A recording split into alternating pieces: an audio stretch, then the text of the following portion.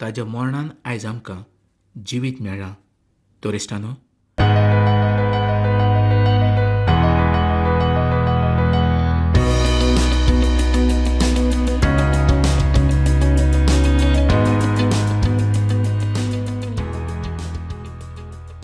मोगाळ भावणानो, फाटल्या कार्यावळीन आमी एका म्हत्वाच्या स्तोत्राचें शिकोवप करूंक सुरवात केल्ली आसली. तें स्तोत्र म्हणजे 22वें स्तोत्र जावन आसा. 22वें स्तोत्र जेजू क्रिस्तान आपणाची सुर्गीची मोहिमा सोडली आनी ह्या संवसारांत तो आयलो हेंच आमकां दाखोवन करता. एक मनीस म्हूण तो ह्या संवसारांत आयलो आनी जियेलो आनी खुर्साचेर ताणें दुखाचें, त्रासाचें आनी लोजेचें मरण तुज्या पसत आनी म्हज्या पसत सोंसलें.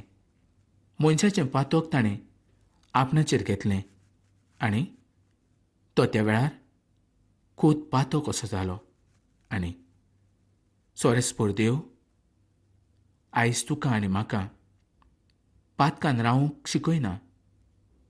आमी पातकांतल्यान भायर सरचे, दोनया जेजू क्रिस्ताचेर आमी विस्वास दवरचो, हीच ताजी येवजण जावन आसा. सोरेस्पोर देवान ताका सोडलो आनी तुजो आनी म्हजो ताणें मोग केलो. 22व्या स्तोत्राच्या 6वे वळीन तो कितें म्हणटा तें आतां आमी वाचुया. हांव तर किडो जावन आसा, मनीस न्हय, लोकां मदें लोजेक पडलोलो, मनशाच्या किडण्याचो माल. जेजू क्रिस्तान अशीं उतरां काडलीं, कारण त्या पातकाच्या वज्यान तो एकदम सोकला पडलेलो आसलो. म्हणजेच ताजें दूख बरेंच वाडलेलें आसलें. आयजयाच्या 53व्या आविसरान ह्या संबंदी सांगलेलें आसा. वायट लेखलेलो, मनशांनी सांडलेलो, दुखान भरलेलो असलो तो मनीस जावन आसलो. ताका पळोवन मनीस आपलें तोंड गुणायताले आनी ताका वायट लेखताले आनी आमी ताका मानूंक ना. ह्या सुवातेर खुर्सावेल्या क्रिस्ताचें चित्र आमकां दिश्टी पडटा. मोगाळ भावणानो, ह्या सुवातेर किडो हो शब्द उपेगांत हाडलेलो आसा. तो कॉम्स नांवाच्या किड्या पासून घेतलेलो आसा. त्या काळांत जुदेव लोक मंडपाचे पड्डे रंगोवच्या पसत किड्याचो उपेग करताले. म्हणून जेन्ना जेजू क्रिस्तान म्हटलें हांव किडो जावन आसा, तेन्ना ताचो अर्थ जावंक पावता की जाणें अशें म्हटलें की तुमचीं पातकां रोगता सारकीं तांबडी जरी आसलीं तर ती हांव बर्फा सारकीं धवी करूंक शकतां. तोच तो क्रिस्त जावन आसा. मोगाळ भावणानो, फकत क्रिस्ताचेंच रगत तुमकां पातकां पासून आनी गुलामपणांतल्यान सुटका दिवंक शकता. तुमचेर आसलेलो पातकाचो दाग फकत क्रिस्तूस पुसून उडोवंक शकता. मोगाळ भावणानो, आमची पातकां कितेंय जाल्यार नाटक जावची ना, कारण ती फकत दोनया जेजू क्रिस्ताच्याच रोगता वरवीं नाटक जावंक शकता. फकत दोनया जेजू क्रिस्ताच्या रोगता वरवींच आमच्या पातकाचें बोगसणें आमकां मेवता. आमी जरी कितलीं धर्मीक बरीं कामां केलीं तरी आमकां सुटका मेळूंक शकना. आमच्या पातका पासून आमकां जेजू क्रिस्ता बगर कोणूच नितळ करूंक शकना. आमच्या काळजान बोल्लेलें पातक दोनी जेजू क्रिस्तूच आपणाच्या रोगता वरवीं धुवन नितळ करूंक शकता.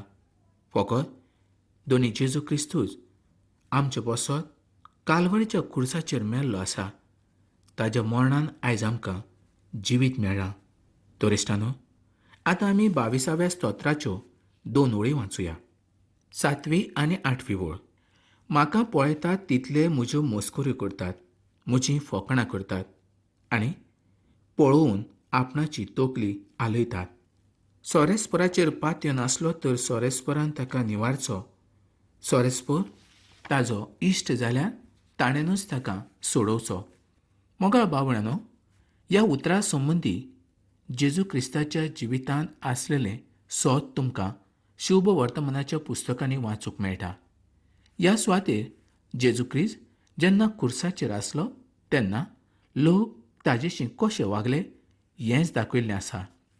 जेन्ना खंयच्या एका किरमिदोराक धरतात तेन्ना जायते लोक ताज्या सोर भोंवतणी आसतात, पूण जेन्ना ताका जिवंत मारतात तेन्ना कोणूच त्या सुवातेर हाजीर आसना. पूण जेजू क्रिस्ताच्या बाबतींत हें अशें जावंक ना, कारण तो खरो पातकी आनी गुन्यांवकारी नासलोच. ताच्या थंय एकूय चूक मेळूंक नासली, कारण तो पवित्र देवाचो पूत जावन आसलो. दुस्मनांनी ताका गुन्यांवकारी थारायलो.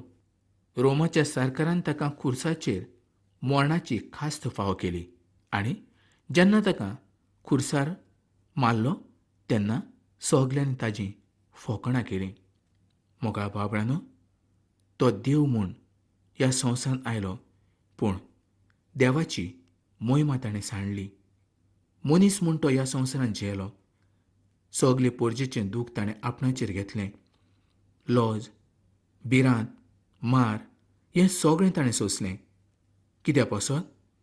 तुज्या पासत आनी म्हज्या पासत. तो किडो जालो. ह्या संवसारांत तो वळवळ्ळो. मनशाचे सगले तरेच्या दुखाचो अनुभव ताणें भोगलो आनी त्या कालवारेच्या खुर्साचेर तो मेलो. कितलो मोग आयज ताणें तुजो आनी म्हजो केलो. जर त्या कालवारेच्या खुर्साचेर ताणें आपणाचो जीव दिवंक नासलो जाल्यार तुका आनी म्हाका आयज हें जिवीत मेळचें नासलें. आमी देवाक वळखूंक शकचे नासले.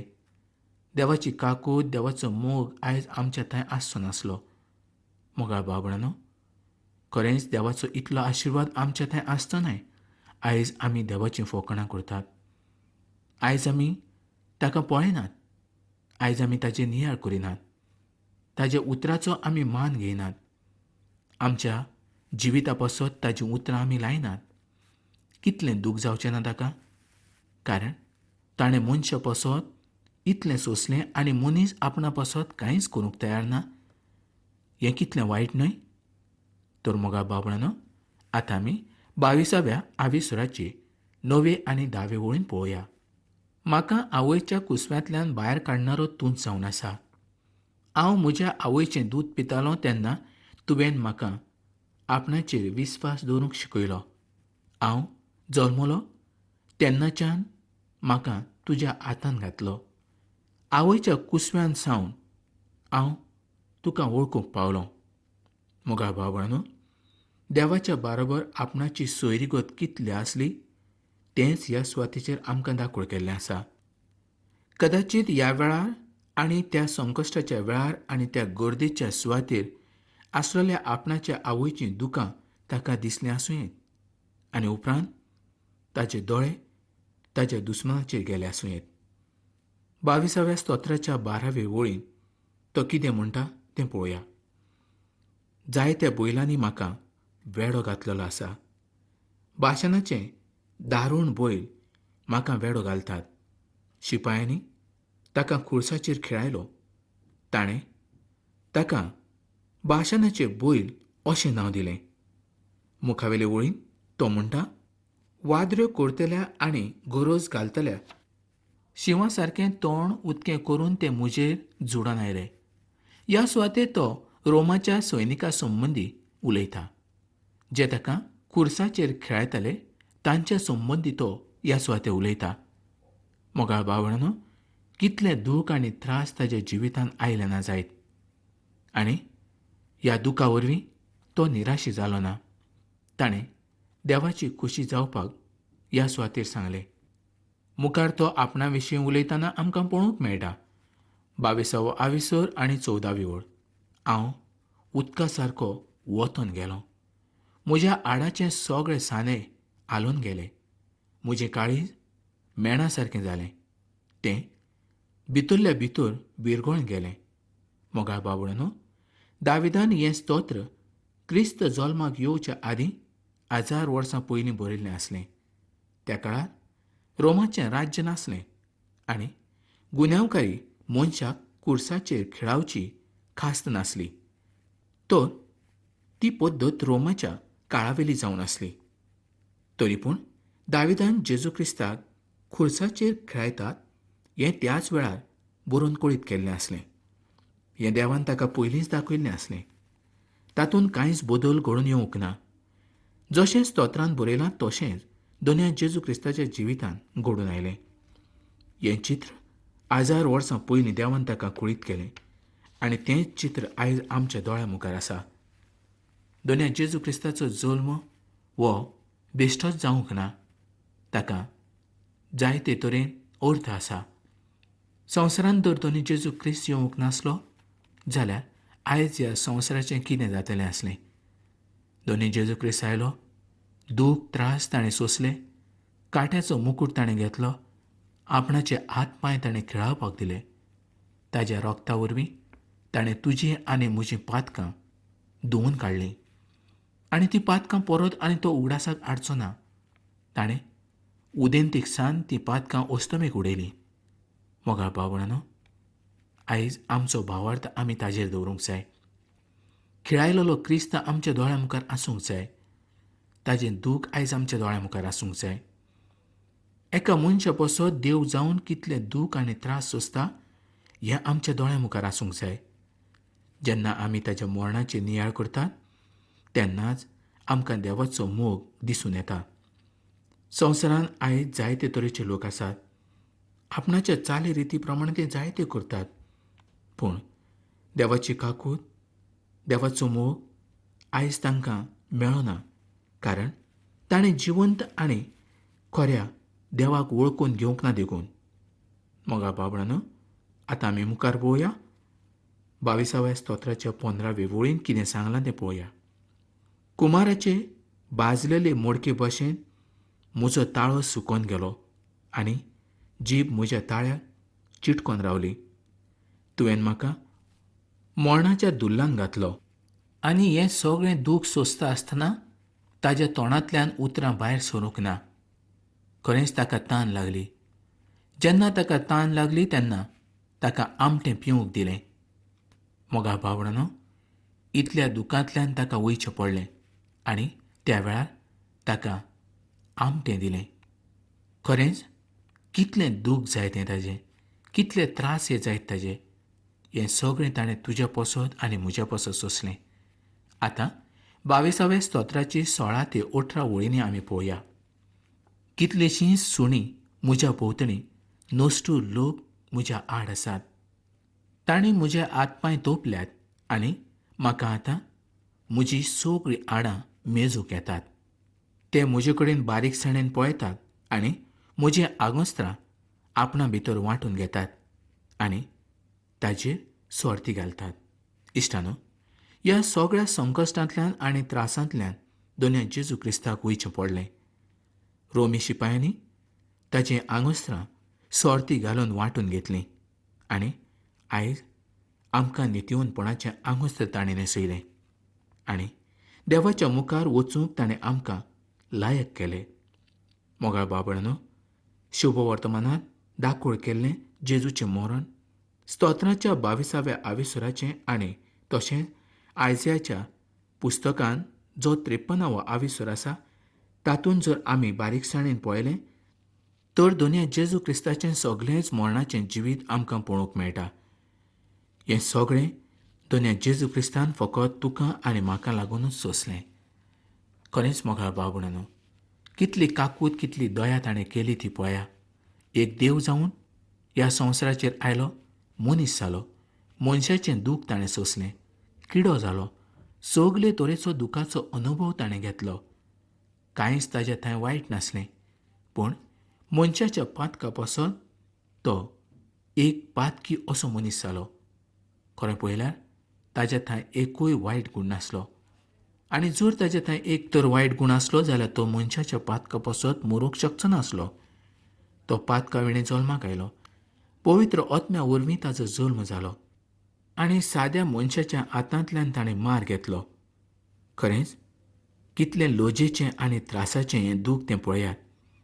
त्याच वेळार ताणें सगलो संवसार काबार करूं येतालो वो मरणा पासून पयस वचूं येतालो. जर तो मरणा पासून पयस गेल्लो जाल्यार आयज तुका आनी म्हाका थारोन मेळूंक शकनासलें. आयज आमी साल्वार जावंक शकनासले. आमचो आनी देवाचो एकवट जावंक शकनासलो. तर मोगाळ भावणानो, हांव तुमकां धमकी दिना. हांव तुमकां एक गजाल सांगतां. जर आयज तुमी दोनया जेजू क्रिस्ताक मानून घेतलो ना, तर तुमचें जिवीत फकत नाश जावन वयता तसलेंच जातलें आनी एक दीस तुमी इफेर्नान वचून पडटले. हें हांव सांगना तर पवित्र पुस्तक बायबल सांगता. त्याच पासत काळ भरलो, देवाचें राज लागीं पावलां. मन बदलात आनी बरी खबर सोद मानात. तोच एक सोडवंडर आसा. जेजू बगर आमकां आनीक कोणूच सुटका दिवंक शकना. फकत ताच्या रोगता वरवींच आमची सुटका आनी सोडवण जावंक शकता. मोगा बाबळांनो, आयज हांव जाणा जायते तरेचें जिवीत तुमी जियेले. संवसारांत जायतीं वर्सां तुमी रावले. खरेंच तुमचें जिवीत कशें आसा पळया. थोडे जाण बेबदे जाले, थोड्या जाणांक वायट संवय आसा, थोडे जाण पोजोळपणान आपलें जिवीत जियेता. खरेंच असले तरेचें जिवीत जिवन तुमी खंय बेतले? देवाची भिरांत तुमकां मातशीय ना? देव तुमच्या लागीं अजिबात उलयना? देवाक तुमी अजिबात भियेना? खरेंच मोगा भावणां, कितले लोक मेले पळया. कशे मेले, कोणाच्या गुन्यांवाक लागून मेले, तांचें कितें जालें? आयज तुजें आनी म्हजें जिवीत दोनया जेजू क्रिस्ताक मानवना तसलें जालें तर आमचें जिवीत फकत इफेर्नान पडटलें. आनी इफेर्नांतले सुवाते वयल्यानूच भायर काडच्या पसत ताणें आपणाचो जीव दिलो. मनीस जाणा आपूण पातकी म्हूण, पूण आपणाची पातकां ताका वळखून घेवंक नाका. ताका पातकान रावंक बरें दिसता. चोरी, फटिंगपण, पोजोडपण ह्या गजालींनी आयज मनीस संवसारांत रावल्लो आसा. संवसार ताका बरो लागता, पूण देवाची भिरांत ताका ना. जर देवाची भिरांत दवरिनासतना तो ह्या संवसारांत जियेत तर ताच्या वाट्याक फकत दूख आनी त्रासूच येतले. जायते जाण बरे आसतना दोनया जेजूक मानून घेवंक तयार आसनात. पूण जेन्ना तांचे दूख येता, त्रास येता आनी मरण तांकां दिश्टी पडटा, तेन्नाच तांकां देवाचो उगडास येता. मोगा बाबळांनो, खरेंच मरण येवच्या आदींच आमी चिंतूंक जाय आमी कितें करतात, खंयचे सुवातेचे वेतात, आमचे संवय कसल्यो आसा, आमी कोणा कडेन वयतात, आमची येवजण कितें आसा. जेन्ना हें सगळें जर आमी पयले सुवाते नियाळें तर आमच्या जिवितांत मरण येवचें ना. जरी कुडीचें मरण आमच्या जिवितांत आसलें तरी आत्म्याचें मरण आमच्या जिवितांत केन्नाच येवचें ना. हें केन्ना घडोवन येता? जेन्ना दोनी जेजू क्रिस्ताक आमी मानून घेता तेन्ना. आमी पळयता दोनया जेजू क्रिस्ताचें कितलें दूख, कितले त्रास आनी ताणें हें सगळें कित्या पासत सोंसलें हेंच पळयता.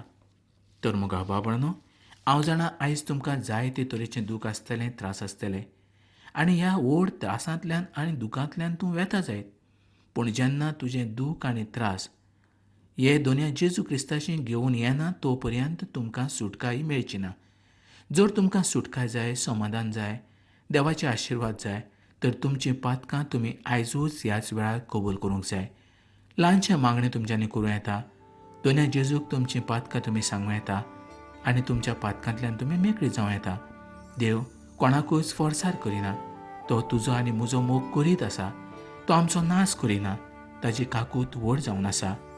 तर मोगा बाबळांनो, हांव नको आयज तुमकां कसले आशिर्वाद फावो जाले, पूण जर तुमकां कसले आशिर्वाद फावो जाले जाल्यार चीट बरोवन म्हाका कळोवपाक तुमी विसरूं नाका. तर मोगा बाबळांनो, ही कार्यावळ आमी हांगा सोंपोवया आनी फुडल्या कार्यावळीन आमी परत मेळुया.